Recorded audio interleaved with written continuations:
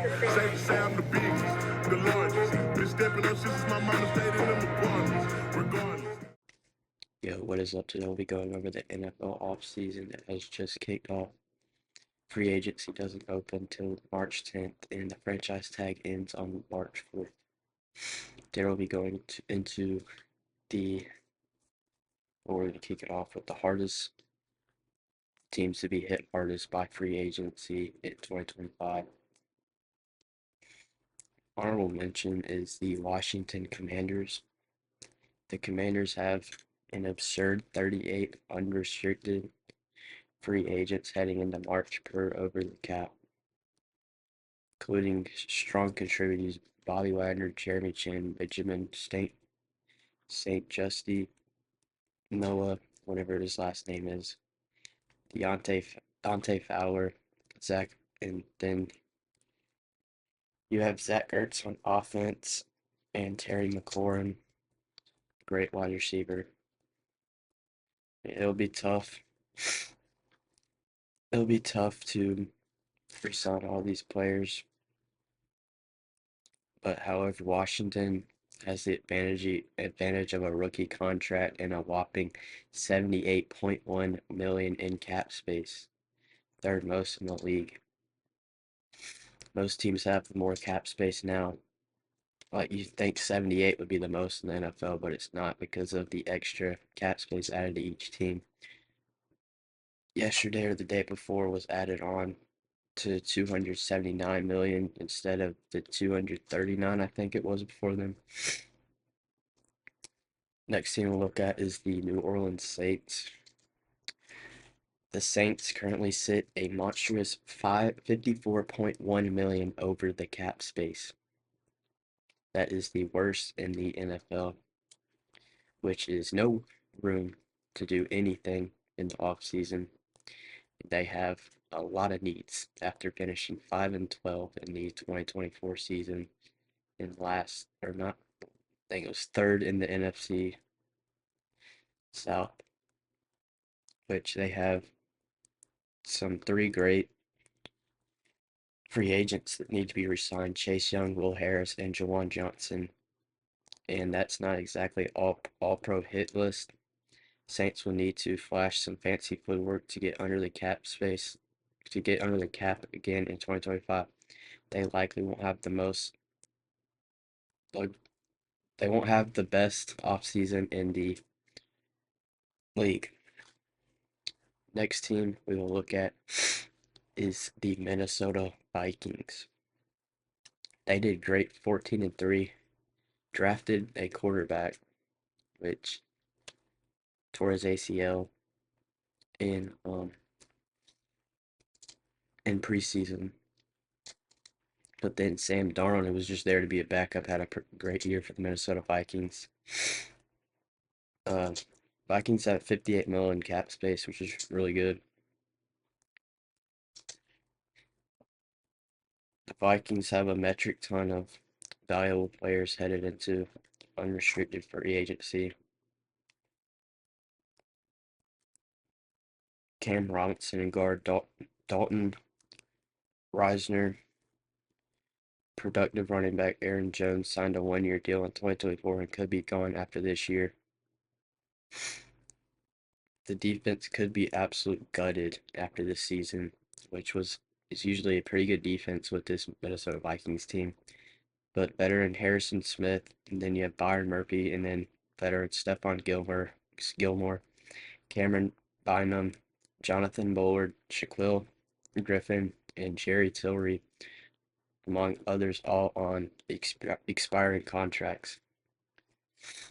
But now on to the biggest question for the Minnesota Vikings is, are they going to bring back Pro Bowler and mid-season MVP candidate Sam Darnold? It would cost them to do that, and with J.J. McCarthy, the 10th overall pick in the 2024 NFL Draft, waiting to know the decision because his career could be really messed up. They would most likely trade J.J. McCarthy if they were to sign back Sam Darnold.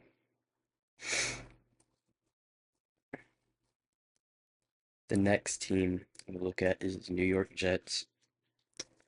Their salary cap space is 20.9 million. When your starting point for the team is a 41-year-old quarterback who could leave you with a 49 million dead cap hit. Yes, Aaron Rodgers and the Jets appear headed for a split per NFL insider Ian Rappaport. Me personally, I do not see him coming back. See him going to another team or retirement. I really think he should retire. He hasn't looked the same since being at the Green Bay Packers. But other free agents include DJ Reed, Javon Kinlaw, Jamie Sherwood, Solomon Thomas, Jalen Mills, Hassan Reddick, who's a great D end. Aging tackles Tyron Smith and Morgan Ross Moses.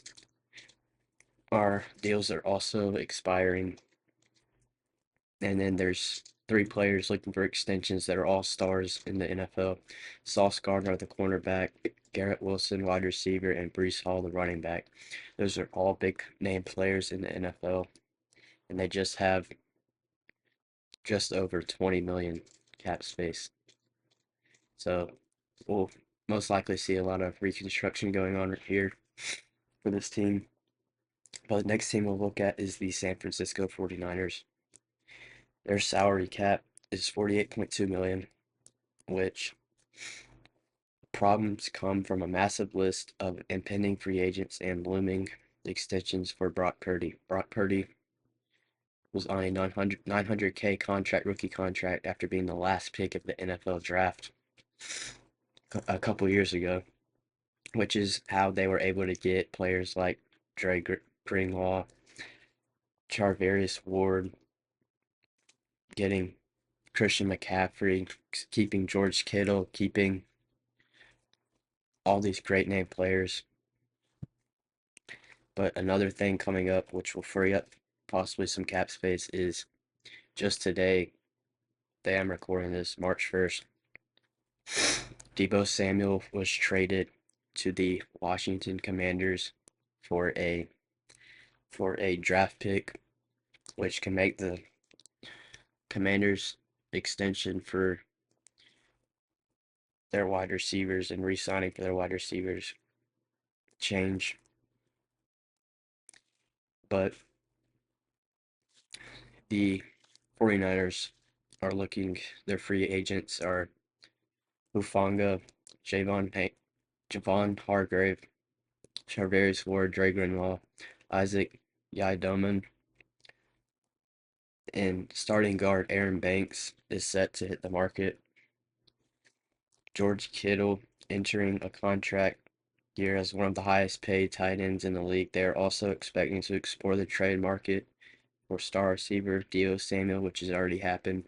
Got traded a few hours ago. Next team we'll look at is the Dallas Cowboys. After signing Dak Prescott, well, their cap space is 2.8, negative 2.8, so they're under. After signing Dak Prescott and CeeDee Lamb to massive contract extensions last fall, Cowboys only got 7 wins, finishing with a 7-10 record.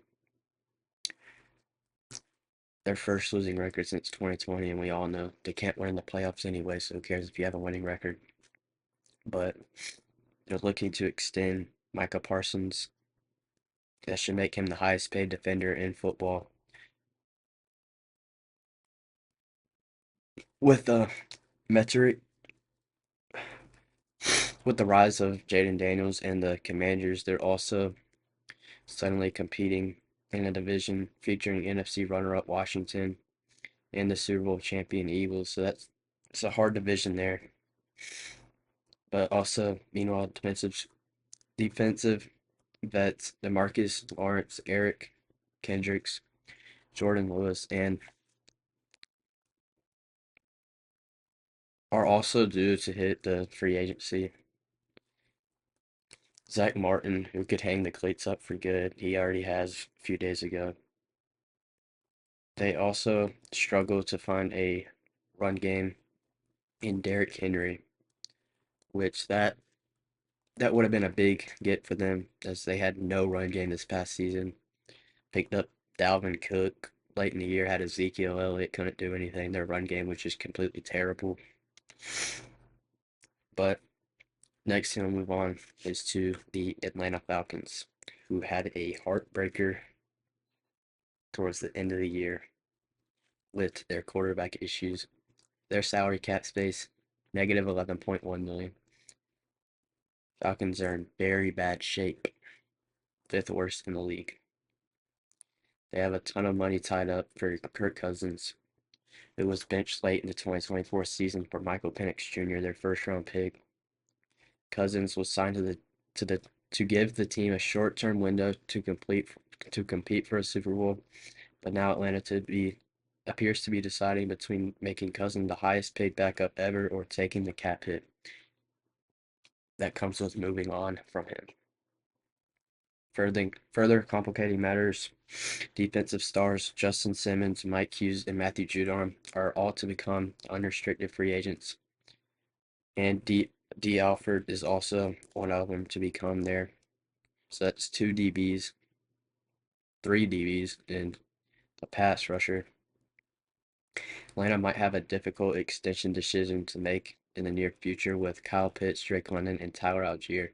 I don't see them re-signing Kyle Pitts. I honestly see him possibly getting traded this offseason.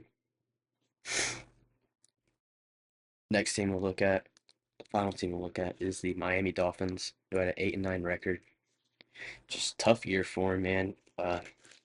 Like the Falcons, the Miami Dolphins are coming off disappointingly season and are considered 11 minus plus million in the red. Defensive stars Jordan Poyer, Javon Holland, and Calais Campbell are all on expiring contracts full time. Starting offensive lineman Robert Jones are in the same boat.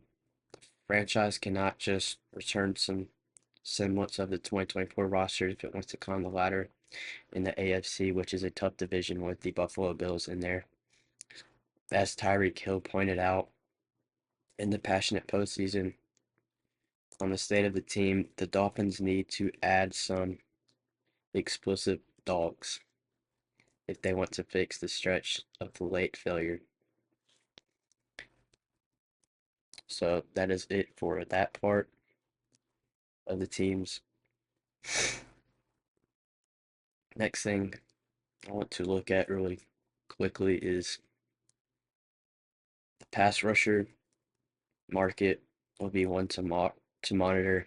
Myles Garrett has publicly requested a trade from Cleveland after having a lot of losing records since being drafted to that team. While Max Crosby, Trey Hendrickson, TJ Watt, and Micah Parsons are all eyeing fresh deals. But yeah, that is it for today's video. Have a good day. God bless. Don't forget to keep God first. Peace.